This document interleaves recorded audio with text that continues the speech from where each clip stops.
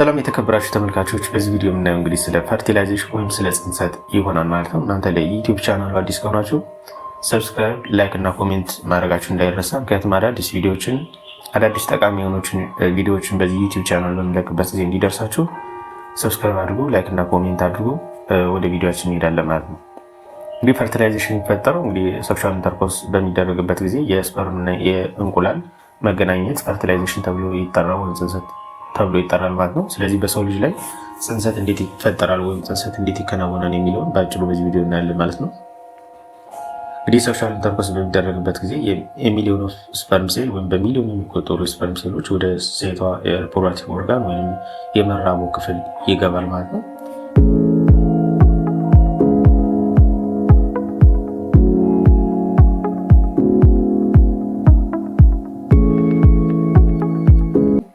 ስለዚህ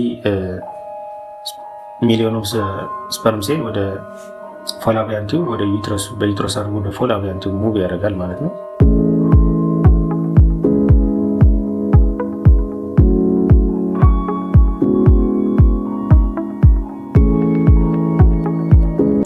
ስለዚህ ሙቭ ካደረገ በኋላ ፎላቪያን ቲዩብ ላይ ከደረሰ በኋላ ፈርቲላይዜሽን እዛ ጋር ይፈጠራል።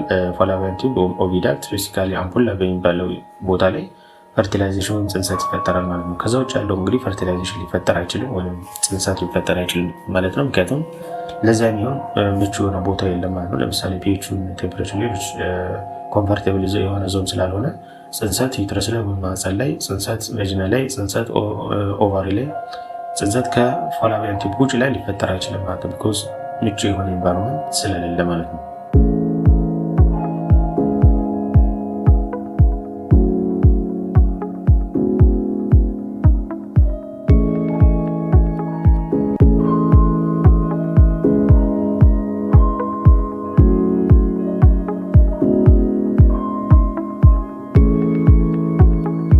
እንግዲህ የወር አበባ አንድ ሴት ባየችበት በ14ኛው ቀን ውጻት ይከናወናል።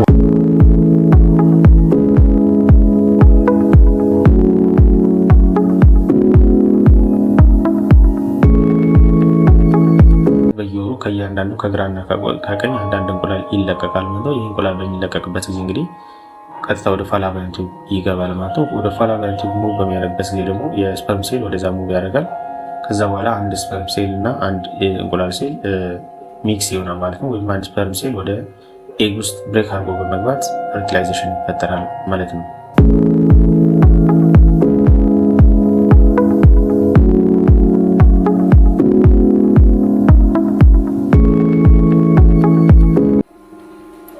ይህ በሚሆንበት ጊዜ እንግዲህ ስፐርም ሴል በውስጡ እንግዲህ ኢንዛይም አለው ማለት ነው። አክሮዞም የሚባል ኢንዛይም አለው። ኢንዛይም እንግዲህ ብሬክ ለማድረግ እንቁላል መምብሬን ያግዛል ማለት ነው።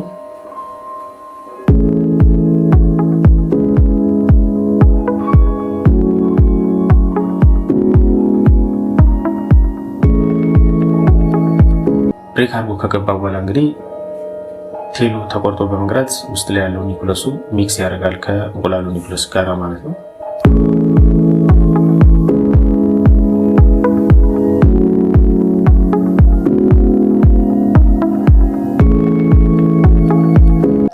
በዚህ ጊዜ እንግዲህ ሆሞሎገስ የሆኑ ክሮሞዞሞች ወይም ተመሳሳይ ሳይዝ ያላቸው ተመሳሳይ ተፈጥሮ ያላቸው ክሮሞዞሞቹ ሚክስ በማድረግ ጄኔቲክ ኢንፎርሜሽን ሼር ይደራረጋሉ ማለት ነው። እንግዲህ በዚህ ጊዜ ፈርቲላይዜሽን ተብሎ ይጠራል ማለት ነው።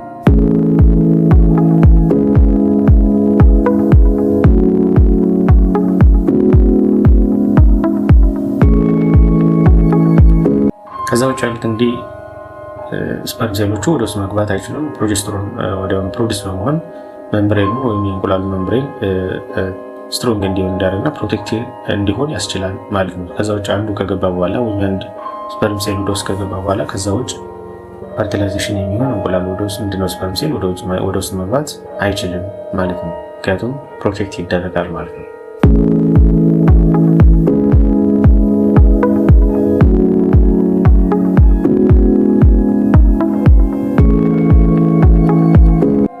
ይህ ከሆነ በኋላ እንግዲህ ፈርቲላይዜሽን ከተፈጠረ በኋላ ጄኔቲክ ማቴሪያል ሼር ይደራረጋል ማለት ነው። ከዚህ በኋላ ያለው ፈርቲላይዜሽን ኦከር ሆኗ ዛይጎት ተብሎ ይጠራ ማለት ነው።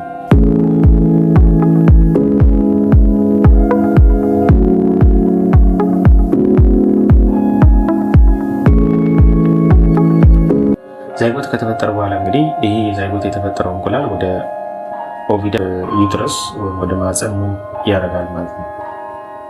ማህፀን ላይ ከደረሰ በኋላ እንግዲህ ኢምፕላንት ይሆናል ወይም ይያያዛል ማለት ነው። የማህፀን ግድግዳ አታች ይሆናል። ይሄ ደግሞ ኢምፕላንቴሽን ተብሎ ይጠራል ማለት ነው።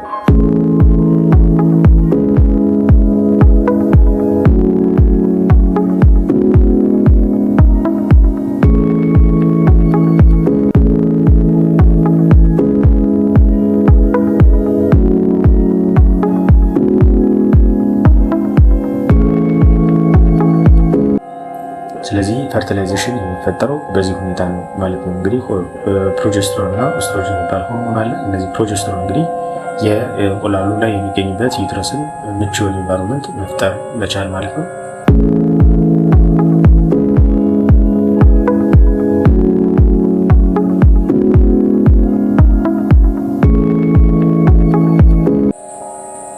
በዚህ ሁኔታ ፈርቲላይዜሽን ወይም ጽንሰት ይፈጠራል ማለት ነው።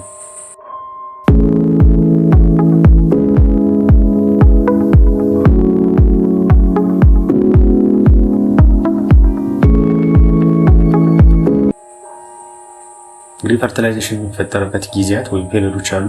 ፈርቲላይዜሽን የሚፈጠርበት ጊዜያት ወይም ፔሪዮዶቹ አንድ ሴት የወር አበባ ባየች በ14ኛው ቀን ጀምሮ ፈርቲላይዜሽን ይፈጠራል ማለት ነው። እነዚህ ፔሪዮዶች እነማን ናቸው ካልን በ14ኛው ቀን ያሉ 5 ቀናት ማለት ነው። 13ኛው፣ 12ኛው፣ 11ኛው፣ 10ኛው፣ 9ኛው ጀምሮ ያሉት ቀናት እንግዲህ የፈርቲላይዜሽን ምቹ ጊዜያት ናቸው ማለት ነው። እንዲሁም ደግሞ 14ኛው ከዛ ደግሞ 15ኛው ቀናት፣ እነዚህ ቀናት ውስጥ ፈርቲላይዜሽን የሚፈጠር ዕድሉ ከፍተኛ ነው ማለት ነው። ምን ማለት ነው ካለ ለምሳሌ የወር አበባ ባየች አንድ ሴት በ14ኛው ቀን በፊት ያሉ 5 ቀናት ከግብረ ስጋ ግንኙነት ካደረገች ወይም ሴክሹዋል ኢንተርኮርስ ካደረገች ስፐርም ሴል ወደ ውስጥ በሚገባበት ጊዜ እንግዲህ ለ5 ቀናት የመቆየት አቅም አለው ማለት ነው። ከ3 እስከ 5 ቀናት የመቆየት አቅም ስላለው እንቁላሉ ሰዓት በሚፈጠርበት ጊዜ ወይም ሪሌሽን በሚከናወንበት ጊዜ እዛ ውስጥ የተቀመጠውን ያለው ስፐርም ሴል ፈርቲላይዜሽን የመፍጠር አቅም አለው ማለት ነው። ስለዚህ በ14ኛው ቀን ያሉት 5 ቀናት እንደገና 14ኛው ቀን እና 15ኛው ቀን በውጻት ወይም ኦቭሌሽን ከሚከናወንበት አንድ ቀን ከስተኋላ ያለው ጨምሮ እነዚህ ፈርቲላይዜሽን ወይም ጽንሰት የሚከናወንባቸው ወይም የሚኖሩባቸው ጊዜያት ናቸው ማለት ነው። ስለዚህ ፈርቲላይዜሽን በአጭሩ በዚህ መልኩ ይከናወናል ማለት ነው። ስለተከታተላችሁ እናመሰግናለን። ሰላም።